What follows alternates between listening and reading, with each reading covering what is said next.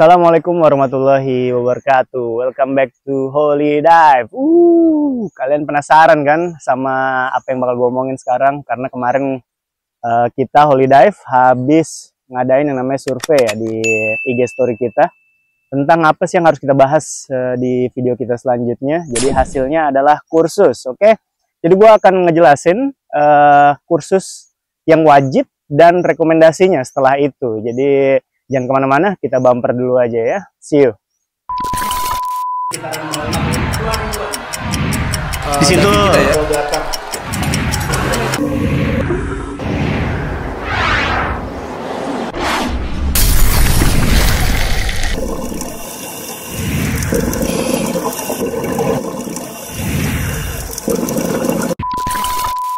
Oke, jadi gue pengen ngomongin yang organisasi PEDI di sini ya. Jadi karena gue sendiri adalah member PEDI, jadi gue akan menjelaskan tentang PEDI, oke? Jadi PEDI itu dimulai dengan open water dive, itu adalah standar. Jadi pertama kali lu mau ngambil kursus, ya open water dive. Sebetulnya ada lagi, cuman itu bukan program sertifikasi, yaitu adalah di SD atau Discover Scuba Diving. Kalau kalian emang udah yakin, kalian udah nyaman di air sebelumnya, udah pernah snorkeling, kalian bisa berenang, gue sarankan untuk ambil open water dive, gitu. Kemudian tingkat selanjutnya adalah Advanced Open Water ya. Advanced Open Water ini dimana kalian akan dilatih menjadi diver yang lebih baik dan bisa jadi diver yang bisa diving lebih dalam begitu. Karena di Advanced Open Water Diver kalian akan mendapat 5 adventure dive ya. Ada 5 adventure dive dan ada 2 yang wajib. Yang pertama adalah deep dive dan yang kedua adalah underwater navigasi begitu. 3 lainnya kalian bisa pilih sesuai selera kalian dan sesuai keinginan kalian atau sesuai rekomendasi dari instruktur lo begitu. Jadi macam-macam sih, ada PPB, Peak Performance Buoyancy, ada wreck dive, ada night dive, ada side mount bahkan begitu ya. Banyak lah macamnya. Oke.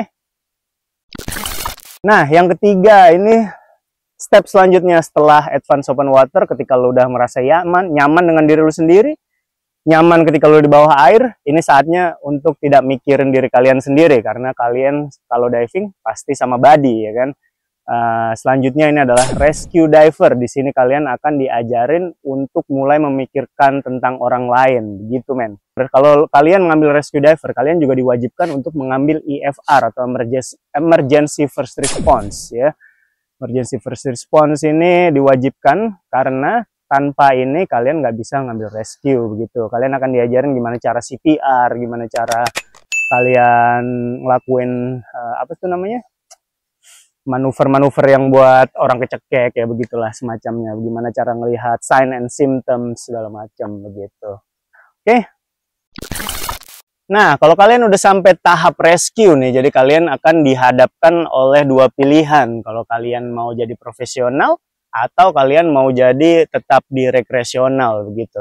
Nah, jalur yang gue ambil ini adalah gue menuju ke arah profesional. Jadi kalian akan memasuki pendidikan dive master ya. Kalau satunya lagi apa? Kalau satunya lagi, kalau kalian pengen tetap di jalur rekreasional, kalian bisa menjadi master scuba diver ya begitu. Untuk lebih jelasnya akan gue jelasin nanti ya satu persatu. Gue akan jelasin dive master dulu. Nah, kalau dive master dulu kalian diwajibkan memiliki 40 log untuk memulai kursus ini begitu.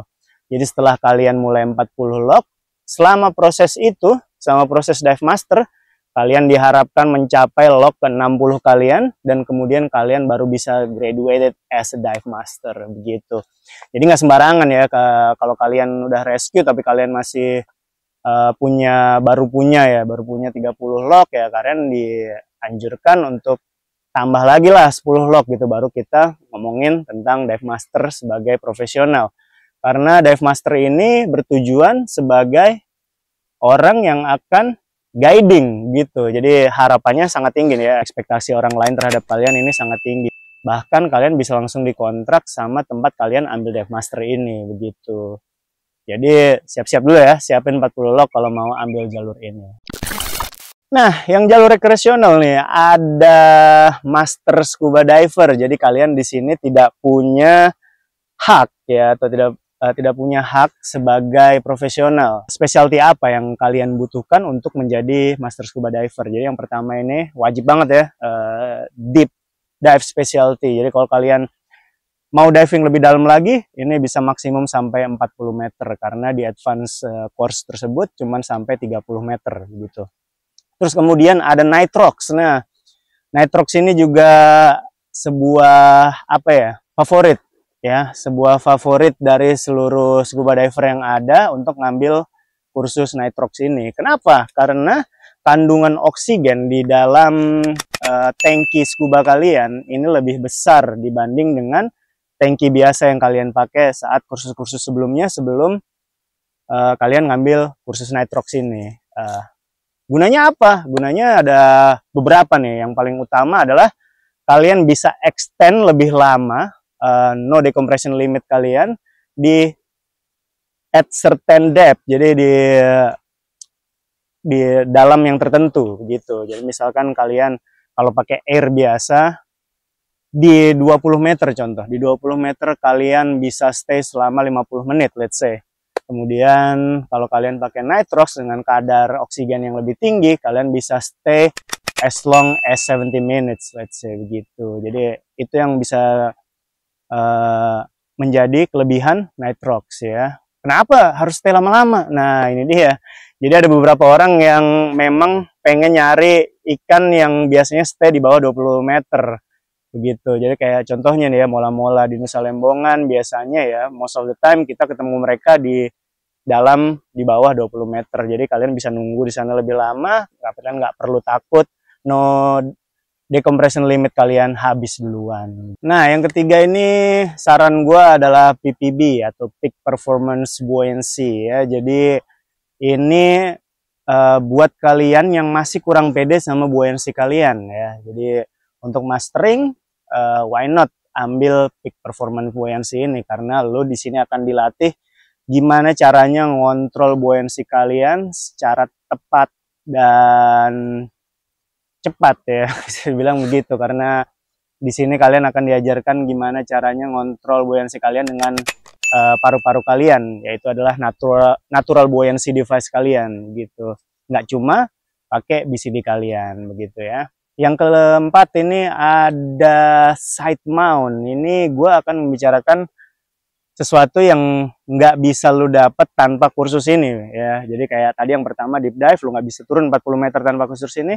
Yang kedua nitrox, lu nggak bisa pakai nitrox tanpa kursus ini.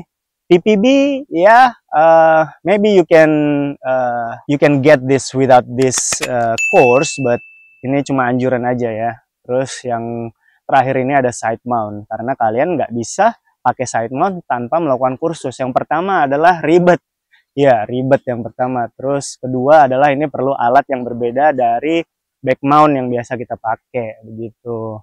Jadi kalau kalian tertarik buat ngambil side mount, lebih baik hubungi instruktur kalian, dive center kesayangan kalian, tanyain apakah bisa ngambil side mount di situ. Karena butuh alat-alat khusus lagi untuk bisa ambil kursus side mount. Dan nggak semua dive center punya alat side mount begitu ya. Jadi itu tadi 4 specialties yang perlu kalian pertimbangkan saat kalian mau mengambil jalur rekreasional ya.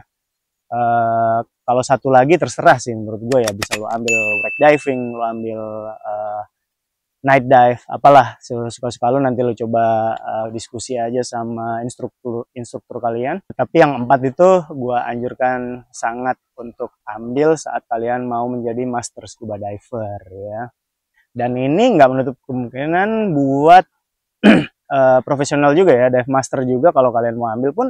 Dan itu wajib banget kalau menurut gue ya, apalagi kalian ntar misalkan punya rencana guiding di Banda, membutuhkan kalian untuk masuk ke dalam ketika tamu menuntut untuk lihat hammerhead. Nah itu dibutuhkan banget ya deep specialty ini gitu. Dan nitrox pun juga seperti itu, misalkan kalian mau guiding di Nusa Penida atau di mana lah di seluruh Indonesia atau seluruh dunia, nitrox ini cukup membantu. Dan salah satu efeknya yang gue denger dari para tamu dan teman-teman gue semua ya, ini efek sebenarnya nggak bisa terlalu dibuktiin ya, karena relatif banget. Katanya karena kadar oksigennya lebih tinggi saat memakai nitrox, lu bisa lebih berkurang rasa capeknya setelah diving gitu. Itu yang gue tahu ya.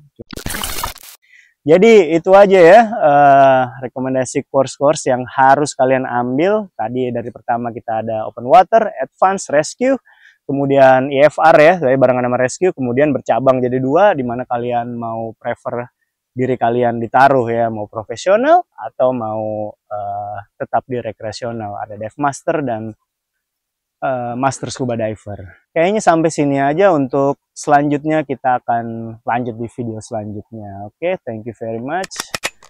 Stay healthy, stay wet, and assalamualaikum warahmatullahi wabarakatuh.